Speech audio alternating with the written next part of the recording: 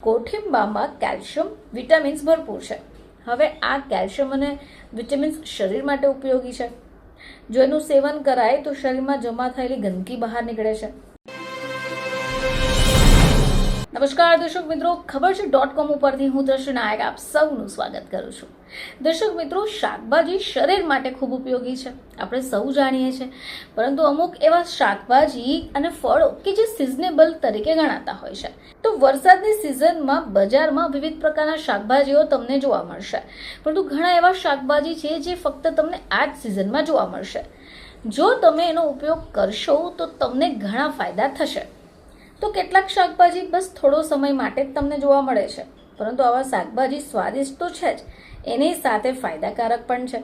હવે વરસાદની સિઝનમાં આવા જ એક શાકભાજી થાય છે જેનું નામ કોઠિંબા છે. હાલના દિવસોમાં મોટાભાગની બજારોમાં તમને આ શાકભાજી જોવા મળશે. હવે ગ્રામીણ વિસ્તારોમાં કોઠિંબાને વિશેષ મહત્વ અપાય છે, કારણ કે તે પરંપરાગત વાનગીઓ માટે ઉપયોગમાં લેવાય છે.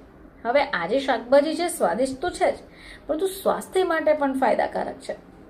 હવે વરસાદની ઋતુમાં ખાસ કરીને ખરીફ પાકની સાથે ખેતરોમાં કોઠિંબા પોતાની જાતે ઉગે છે.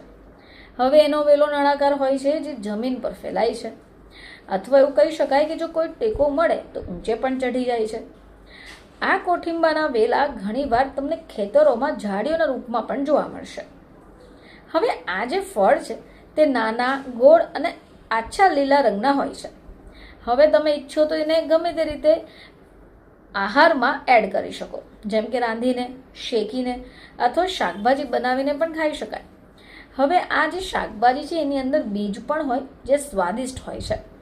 હવે આ બીજને કઢાતા નથી, પરંતુ એને શાકભાજીની સાથે જ રંધાય છે. તો દોસા જિલ્લાના આયુર્વેદિક ડૉક્ટર રવિન્દ્ર કુમારના જણાવ્યા અનુસાર કોઠિંબામાં કેલ્શિયમ વિટામિન્સ ભરપૂર છે.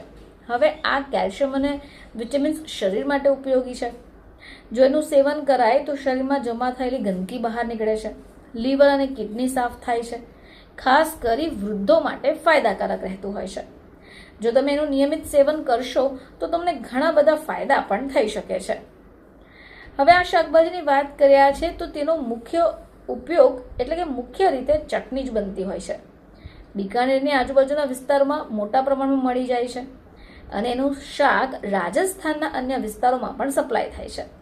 જો કિંમતની વાત કરીએ તો બજારમાં આ શાકભાજી 30 થી 40 રૂપિયા કિલો વેચાય છે. તો મિત્રો, આ એક એવું શાકભાજી છે જે વર્ષમાં માત્ર 2 જ મહિના આવે છે, અને આ શાક ખાવાથી તમારા શરીરમાં જમા થયેલી ગંદકીને પણ જડમૂળથી ફેંકી દેશે. ફરીથી તમારી સમક્ષ હાજર થઈશું, ત્યાં સુધી જોતા રહેજો ખબર છે .com.